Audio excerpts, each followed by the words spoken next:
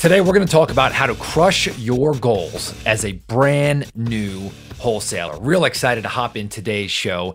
And if you are a real estate investor and you are looking to do big, fat, juicy wholesale deals, even if it's your first one, you are in the right place. I've got a gift for you, and that is our very own Motivated Seller script that will now be yours to use absolutely free. So head on over to nolimitsrealestateinvesting.com/script. And there you could download the same exact script that we use in our business to talk to motivated sellers every single day, word for word, line by line, even the tonality we use, it's all right there. And after you use the script, you'll know exactly whether or not you have a prospect or a suspect, someone who you should spend your time with, or someone who you have to say, no, I'm not going to waste my time with this person. So what does this mean for you? It means a faster path to a giant, fat, juicy paycheck, which I love to talk about on this podcast. So make sure you go to nolimitsrealestateinvesting.com/script. So today's episode was actually thought of by Ryan and Joseph out of Birmingham, Alabama, two partners of mine. Real excited to have them on today's show. And they're going to talk about how to crush your goals as a brand new wholesaler. So Ryan and Joseph, welcome back to the show. Thanks, Todd. Thank you. Thanks, Todd. So glad to be back. So go ahead. So I think Joseph here is gonna lead some questions and interview some Ryan, and I've got some questions too because I haven't been a new wholesaler, for 19 years, a long time. Wow. And so you guys are what in this? Are you about a year and a half? Yeah, a little over a year. Yeah. All right. So Joseph, if I'll let you run the show today. I'm right here. I've got some questions too, so I might ask Ryan stuff here too. But let's jump right into it, Ryan. Joseph. Yeah. So, Ryan and I were talking before this, and I just had to ask, say if you were a new wholesaler and you had a goal to make 6 figures, maybe even 7 figures, what would you do to make sure that you'd crush those goals or, reach, levels where you thought weren't possible? Well, like you had mentioned earlier when we were talking, having a solid why, like why $100,000? So it's good to have a goal, right? And yeah, money's good and all. It's going to make you happy. It can make you happy temporarily, but having a huge why to drive that, because you're going to come up against obstacles, and a lot of things in the world are going to try to prevent you from meeting that goal of $100,000. So naturally, the first part that came up in our conversation was about sales, right? Because you probably heard the saying like, oh, I can't do that because they're like a natural born salesperson. But in my experience, that really doesn't exist. So, and we're not born coming out of the womb being able to use sales language. So that's something that kind of has to be acquired. So thankfully, there's a lot of good teachers out there. So I'd recommend getting some sales training immediately. Get started there and make a plan to consistently study sales. So you're continuously growing in that. Yeah, awesome. Yeah, because when you're a brand new wholesaler, like you said, you're not going to be. A lot of people are not natural born salespeople, so just getting in there and learning from somebody that's done it before, and I think it goes back to would you say that daily grind, calling sellers? That's calling people. Yeah. Yes. It's funny since we've been in the business now for some time. You'll come across a lot of advertisements out there on the socials promising some kind of quick fix, shiny object that will guarantee leads come falling into your CRM or right into your lap. But so guys, I'm going to interrupt you really quick. So, pretend like someone's brand new because you used a couple terms that I don't think people are even going to know. Okay. What the heck is a CRM? Right. I mean, that's why I added that lap part in at the end. Right. Right. So what's a CRM? Remember, we have experienced real estate investors on here, but we have brand new, right? What is a CRM? Yeah. So our CRM is your customer relations manager. That's basically any industry that deals with people as their customers. Mm-hmm. Have it's like an electronic file folder where you keep all your properties and homeowners in there and systematically follow up with them. That way you don't lose any leads, right? Mm-hmm. This is a volume game. So in order to get one lead, you got to go after hundreds or thousands until you find that one in that haystack that is your yes. I want to give you some money for this property. So two things that, by the way, and just I want to clarify. The first point that we said was you get sales training. Yep. Okay, get sales training. Okay, and by the way, I'll just to get focused on this. I know that we talk a lot about this on this podcast, but we're talking about acquisition specific sales training. Is that correct? Yeah. Right. Absolutely. So one of the things I'll recommend for acquisition specific sales training, we talk a lot about this on the podcast. So I would go back and listen to those episodes. If you're looking for very specific sales training in an organized fashion, you want to know all the objection, it'd be a crime if we didn't give them the tool, right? Check out nolimitsalessystem.com. Okay. And there you can find out the exact sales system that we use to train all of our acquisition specialists. So you can check that out. But the second point that you brought up, right? I think that got a little muddled in the first, right? What was that second point? Was it to generate leads? What was that? Oh, calling sellers. Yeah, there's no way around it, unfortunately. A lot of us don't love talking on the phone to people, but you got to communicate to people. And the easiest way to do that is picking up the phone and calling these homeowners who showed up on your list. There'll be days when you wake up, you'll remember that goal. That 100, say for today's purposes, that goal is $100,000 in 1 year. So you're going to wake up some days and for whatever reason, you might not want to go in there and keep grinding the way you were the day before. Or say you just closed your first property and you're like, maybe I'll take a day off, but you got to get back in there and pick up that phone because you've already predetermined what it's going to take to get to that goal. Yeah. And I'll add to that too. A lot of people, when they first start out, new wholesalers, they'll wait for stuff to happen. It's like almost like a seller is going to call you, and it's you got to there's active prospecting and passive. You got to focus on the active activities, talking to sellers every day, generating leads, because the more you talk to, the more leads you'll generate, and the more sales. So, okay, so let's put some hard numbers to this, right? Because I think it's really easy to say, "Oh, we'll pick up the phone and talk to sellers." I did an episode on this podcast a while. I think it was called "Turn Up the Volume." I don't know. Did you guys ever listen to that episode? Yeah. Right. So this is going to make a lot of people uncomfortable, right? I think that, this, but what does that mean when you say talk to sellers? What does that actually mean? How many people do you need to talk to a day if you're first starting out to be successful, to crush your goals? Because what if I said, hey, guys, I'll tell you what, this is great. I'm going to talk to 3 people every day. What are you guys going to say? Yeah, you need to be at least making 60 calls a day, at least sending out 5 offers, because the more people you talk to, the more offers you send out, the more deals you'll get. Everything, whatever you're getting is because of your previous actions. So you got to just put in the work on a daily basis. Absolutely. So, yeah, and you got to get really specific about your goals as well, because I remember as Joseph was talking when we first started out, every day I'd write on this planner, 3 contracts today. What is that? There's no specifics, no measurables. It just says go out there and try, basically. But if you say, I'm going to talk to 60 people in hopes to send out 10 offers and get 3 contracts, now that's more specific and it's something that is attainable. So get real specific with your goals and keep moving. Generating leads also, you got to think about that. Joseph, in your mind, have you ever thought about how you would go back to generating your own leads if we were to kind of start over, or if you were just now like a new wholesaler starting out and setting your goals? Yeah, I mean, I'd just go back to making phone calls. Like I said, the 60 calls a day, sending out those offers. It's just a daily action of doing that stuff that's going to bring in that leads and bring in the revenue. So I can hit those goals that I set at the beginning of the year. Well, who would you call? I mean, because let's get real specific. I'm not going to, now that we've got more than one person on the show, it's really interesting. I'm going to squeeze you guys for details here. All right.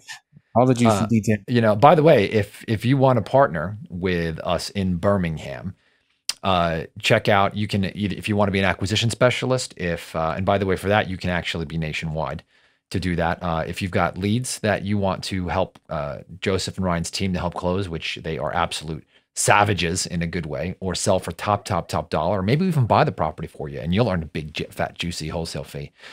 Email Angela at forwardinvestmentgroup.com, Angela at forwardinvestmentgroup.com.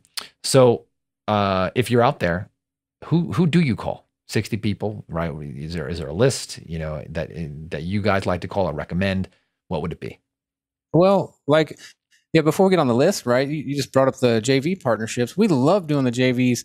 Not only do we get to help somebody get ahead in life by helping them sell their deal, but we also get opportunities to train them from some of the experiences we've had since the company's been open. But so there's a lot of resources out there you can use to do your list pooling. PropStream is the one you'll hear about the most. You can pull a myriad of lists there. And that'll be like absentee owners, where you're going to target landlords. Yeah, I think the easiest one, or the most that's probably going to land your first deal, is a distress list. So you can actually, get it from PropStream. They have a distress filter on there. Or if you want to get out there and grind, you can hit the streets too and do what they call driving for dollars. Right. By the way, below this video, we'll also post a link to PropStream. I think you get a free trial or great pricing through the link. You can go to also nolimitsrealestateinvesting.com/data, nolimitsrealestateinvesting.com/data to get the best pricing on PropStream. But let me get really specific. Let's say you pull that list and they had to choose just one. You mentioned distress lists, right? And they're cold calling. Which one do you choose?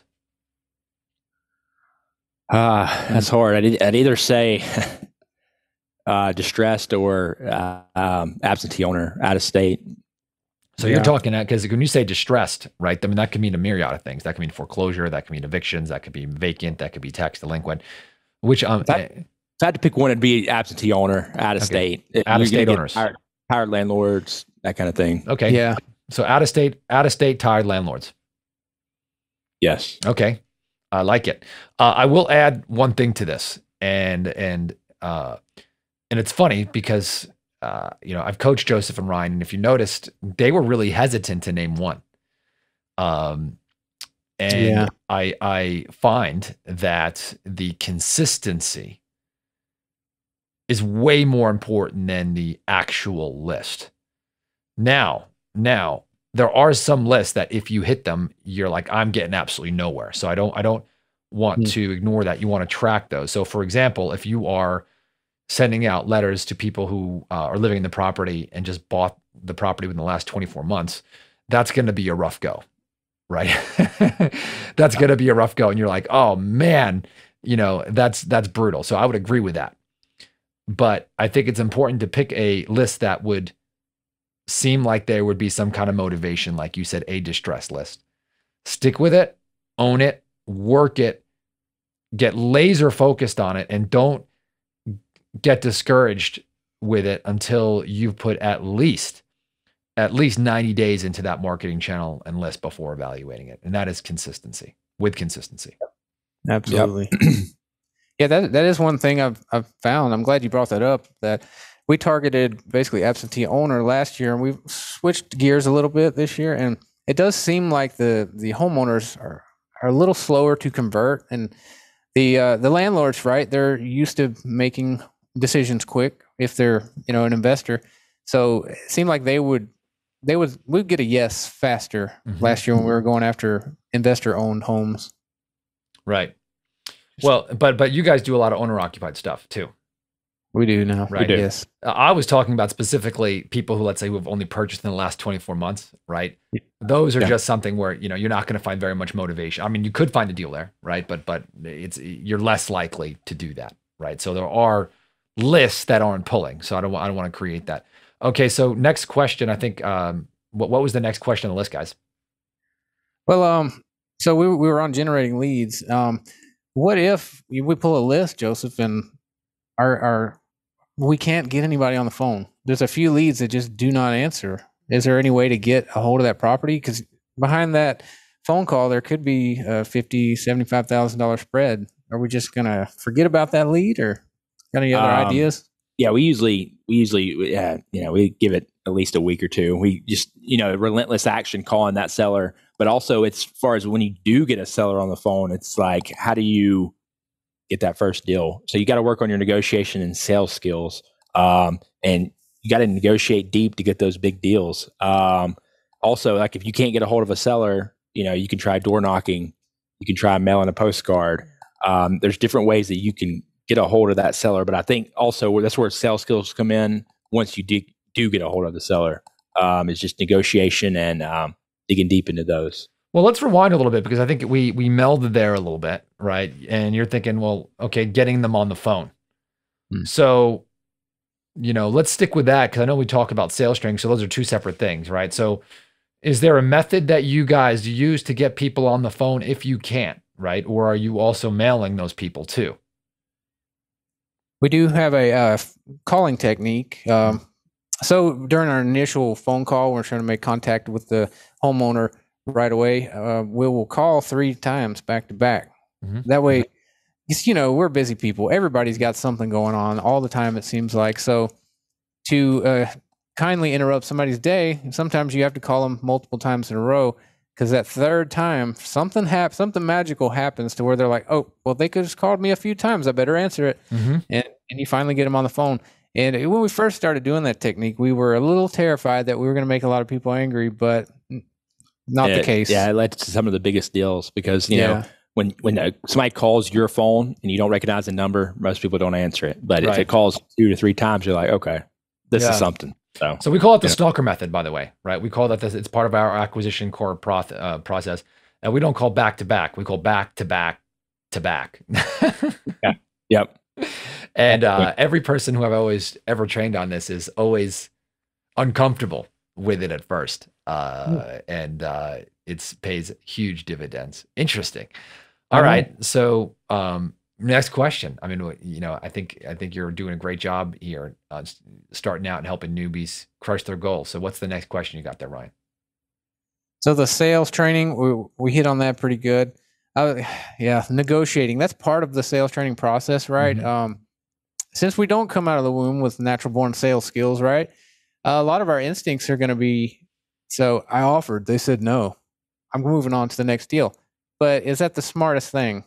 No, it's probably not, because no just means not right now, usually, or I got something going on, so no, I can't talk about it right now. So give these people a little grace and circle back, set a commitment to have that conversation again and get your answer, because the answer to your question is the all-important question. Will you sell your house to me?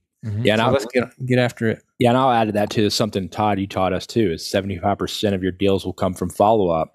So if you give up after that first call, you probably just gave away a lot of money. So, I think that's true. Probably 75 to 80% of the deals we've done this year, even last year, were from follow-up. I mean, there was some people where it's 8 to 10 times. Just following up every 2 weeks or every week or, months. And if you're a newbie wholesaler, right, you got into this game to be a real estate investor, to get extremely wealthy through real estate. So I'd advise, just don't say, I just do wholesaling, or I just do some real estate investing. Embrace that as who you are, right? Because you're always on. You might meet somebody as you're walking out of your office or out of your home to a car to go to an appointment. So anytime you're around a group of people, let them know what you do, what you're looking for, because they might have a friend that has a property they're ready to sell, and you just showed up at the perfect time. So what do you mean by that? I mean, are you saying, don't be, and let me know if I'm wrong, right? Because I've said something like, don't be an undercover investor, right? Don't let that be your secret identity. Oh, yeah. Right? Yeah. Is that kind of what you're talking about, or are you hinting at something else? Well, mainly hinting that you're always on as a salesperson, and you might miss out on a deal if you're not being open about it and, looking for a prospect at all times. So let's dig into that. What does that mean? Right. So I'm a newbie wholesaler and you're telling me to be always on. I think I know where you're going with this. Well, I don't know. I don't know where I'm going with it. I guess, I'm okay. I think I got my own perceptions, right? But I'm trying to learn from you, from your perspective, and someone's going to be, listening to this. So what does that actually mean? Yeah. I mean, give me a real life tactical example of how I can get a deal when I'm always on, versus maybe a time, how about this, where you weren't always on and you maybe missed out on a deal. You got any misses? Didn't that happen with Bud Cornelius? Or it could be a period of time where you left money on the table. So does that make sense? Because sometimes you don't even know if you missed out on a deal. Well, the one scenario I got, it's so I thought I was the man. It was earlier last year. I'd taken a beach trip to visit my family down in Florida, right? And I spent more money than I should have because we were just starting to get big checks consistently. Oh, yeah. And I locked up a triplex from our condo that we were staying at. And I was like, yeah, sure. I'm going to go back and tell Joseph we need to start a virtual business so we can play all the time. Yeah. Anyways, this deal, we missed it. Somebody, I think it was on the attorney's side, missed an email and about requiring a survey to be completed prior to closing. And unfortunately, that deal fell out. And so that was one we left it on the table. But so I got family members bringing us deals now. If you're always talking about it, sharing it with your friends, family, people you just met, handing out your cards, eventually somebody's going to call you. I've got family members looking for distressed homes for me now. So every now and then I'll get a call like, hey, Ryan, look, I got this house over here. And they'll send me a picture of it. We've closed a few of those since we started last year. Okay, so let's expand on that because now your family members are bringing you houses. Yeah. And I think that's good, right? I mean, I think you should let everyone know that you are a real estate investor. If someone's listening to this, right? Because if you've got money and you're willing to invest that money into marketing like mail or pay-per-click advertising or radio, whatever that is, and you shouldn't just throw all the money you can at it, right? But let's just say you're resource restricted. You now have to create a sales force that's working for you, right? Basically either for free or on 100% commission, right? So you've got your family helping you. So they're your unpaid sales force, right? How else can you do that besides family? I mean, are you doing that locally in your community? Because I know that you do some JV stuff with people locally. Absolutely. So anybody we network with at work, definitely we ask them to keep looking out for us. And then you got social media, right? One of the most powerful tools that's ever been in the hands of mankind, right? Anybody can be a celebrity with a little bit of work nowadays. So if you just put yourself out there a little bit, it'll pay dividends. All right. So like, what would that be? I know I'm putting the screws on you right now. No, you're good. You're good. Yeah. So let's back up a little bit. That's one thing I learned from you, Todd. If you really want to do something, sit down and write it out. Make a couple steps. Number one, it holds you accountable to what you say you're going to do. And then number two, it gives you a roadmap to actually do it. So you can sit down and make a plan. Like I'm going to post this many self-promoting posts on Facebook this week or per week. Or you can network with a local influencer of some kind and start working with them in some capacity to get your name out there and tell people what you're looking for and how you might be able to help them if they help you. What do you think about that, Joseph? What do you think? Yeah, it goes back to time management, right? Yeah. You get so bogged down into the stuff that doesn't matter. I just prioritize, keep discipline. You preach discipline a lot, Todd, when we're on phone calls. It's just, you make stuff non-negotiable, especially like Ryan said, the things about reaching out to people, making yourself known, make that non-negotiable, put it in your calendar and just make sure it happens. So what else, Ryan? Or what else could we dig into? Well, so definitely reaching out to other successful businesses if you are just getting started out, right? That's one thing we didn't really do. We went straight for the coaching route. Like if you're strapped for cash right now trying to get your first, second, or third deal, you can just reach out to other companies like ours. And some of them will be glad to help. Others might be a little more reserved, like, no, back off. We got our system. You have to go through the process. Right. But, if you're adding value, always try to add value to everybody you speak with. Try to be a giver. That way, it's a strange phenomenon happens when you are helping somebody. For some reason, they want to help you back. Yeah.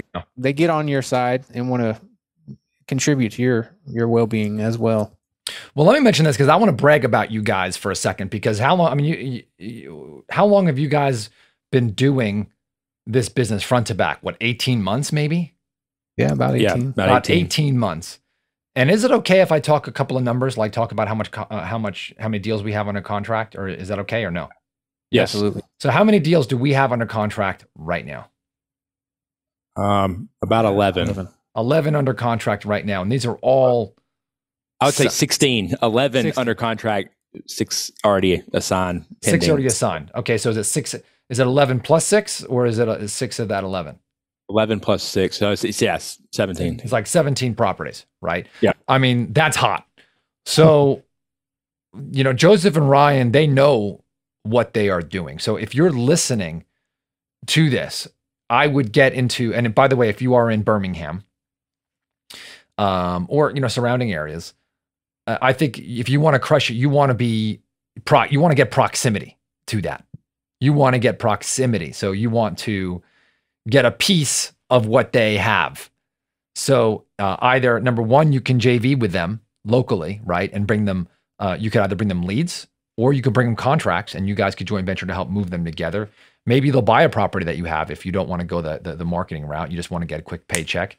The last thing though, is that if you are looking to actually close deals yourself and you don't want to take on the risk of marketing and you want to learn how to sell, obviously they're highly influenced by the no limit selling system that we talk about. You can check that at nolimitsalesystem.com.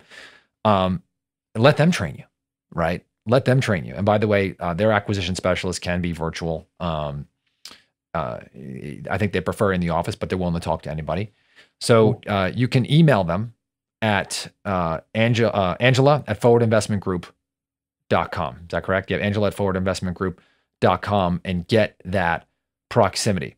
So let's talk a little bit more about that. If someone does want to partner with you, right? Let's assume for a second. And by the way, if you're listening to this and you're in another market, you can do this with them. So for example, if you want to do this with us in San Diego, or the Treasure Coast of Florida, right? You can email us. I know I'm giving you a lot of emails here today, but you can email support@nolimitsrealestateinvesting.com. But you see that you can partner us with those markets, and there are other companies that are willing to partner with you. So if you don't have that confidence or giant marketing budget or the buyer's list, and you just need that next step, I think it's so important to partner with somebody. And I know for me, I partnered with someone on some of my first deals on the stuff that I was not comfortable with. So Joseph or Ryan, tell me a little bit about, let's talk about some scenarios where you partner with someone. So first, let's talk about a joint venture relationship where someone actually brought you leads, right? So when someone brought you leads, let's talk about maybe how you guys closed it and how you did the deal. What do you think of Crumley? Yeah. So it's funny, we didn't know this guy at all, but he saw us on one of our podcasts, and he reached out to us, and it was an older home, not even the greatest area, but a decent area, like C plus. And he came to us. We did the JV agreement. What a JV agreement does, basically, it's basically an agreement between you and the other wholesaler, saying, "Hey, I'll help you sell this deal, and we'll split this amount. We'll share the profits in this amount." And we put it out there and got it sold really quick. It was uneventful, thankfully. Yeah, and we both ended up making $20,000 on that deal. Yeah, which is huge. That increased not only our relationship with the wholesaler, the other wholesaler JV partner, but also became really good friends after that as well. That's awesome. That's proximity, right? So let me ask you this: was that a lead or a contract they had? It was a contract. They had a contract. Have you guys? So in terms of someone has a lead, right? If someone had a lead right now that they wanted to help you close, what would that process look like today? Oh yeah. So yeah, we had a similar one recently. So they bring the situation, the address, we check it out, we run the numbers.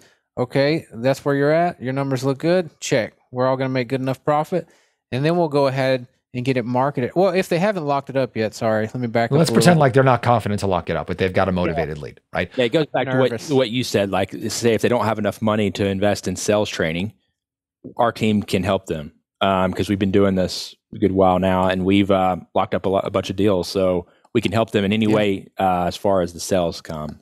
Yeah, that's neat. This young man, I met him at Lowe's one day while I was toiling with one of my flips, and great young guy. He hasn't locked up a deal yet, but he had business cards ready to hand out and everything. So he brings me this deal, and we schedule some time, and we role play the script. Your no limit sales training script. Okay. And get him comfortable with it, teach him how to do those awkward pauses so the homeowner will be open to spilling their number for how much they want to sell the property for. And then just kind of gave him a pat on the back virtually over the phone, and he went out there and locked up the deal. Right. Okay. Well, so another way. So the last one, let's say that, I guess there's really not much to this, right? But let's say someone says, you know what? I don't have money for marketing. I don't have the confidence, the leads. I don't want to sell the property, right? What if someone wanted to join your team as an acquisition specialist, maybe, in Birmingham? Do you have an opening, or maybe would you let them interview? So that's one thing Joseph would always tell people. We'd have people coming all the time saying, how do I get into wholesaling? Can you teach me? Can you teach me? And you can, with the time constraints of being a business owner, it's a huge commitment to say, yes, I'll go ahead and teach you to be a wholesaler. Right. So Joseph's like, you're probably better off just become a real estate agent. That's your quickest training. For some people. I feel sick. Go ahead. Sorry for throwing you under the bus. But we would love for you to just come join our team. Yeah, I love that. Join our team. We're always looking for hungry salespeople, and when I mean hungry, I'm talking about rock stars, not somebody that's gonna, come and it'd be like a cush job. You gotta go out there, you gotta grind. So we're always looking for those people. We got a great culture, great team. We're like a family here, so we'd love to, interview anybody. Well, let me add. I'm really passionate about this because I think this is really, really important. If you're a real estate investor, you're like, I want to, put my feet up and I want to, be on a sailboat all day and I want to create this passive residual income. This is not the opportunity for you right now, right? Mm-hmm. If you're going to be a wholesaler and you're going to start a business, right? By the way, you can do that, right? But you got to earn that, right? You've got to earn. In the Marines, they say you got to earn your trident every day. So my point here is, if you're willing to work, which by the way, if you're even a wholesaler by yourself, be prepared to work like 5 times as hard initially. And you're willing to make calls every single day and deal with rejection, but make a lot of money in the process. I would say that's a great opportunity because you're going to get that proximity with Joseph and Ryan. That would be just huge. So if you are interested in working with them direct in any of those ways, email Angela at forwardinvestmentgroup.com. So I'm going to summarize some of the mental notes I took. It sounds like number one is you want to get sales training. Of course, if you're going to first start it, I know I did mention our sales training, no limit sales training, NoLimitSalesSystem.com. You could also listen to the podcast and piecemeal it. Number two, you got to be generating leads. Choose a distress list to start out with. You guys recommended the out-of-state owner landlord, so it's called the absentee owner out-of-state list. We also talked about staying really, really, really consistent on those lists. I think we also talked about getting proximity, right? Proximity to other successful wholesalers, following one system and partnering with someone local if you had to, and you didn't have the confidence to do that. And so we talked about partnering with Joseph and Ryan locally if you wanted to do that. Did I miss anything in the summary?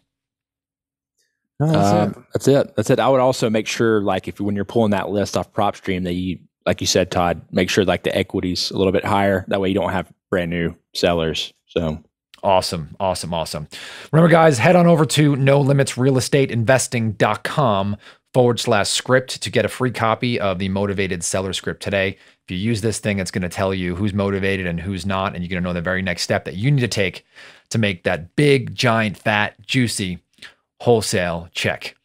I will talk to you on the next episode, and I hope you crush it.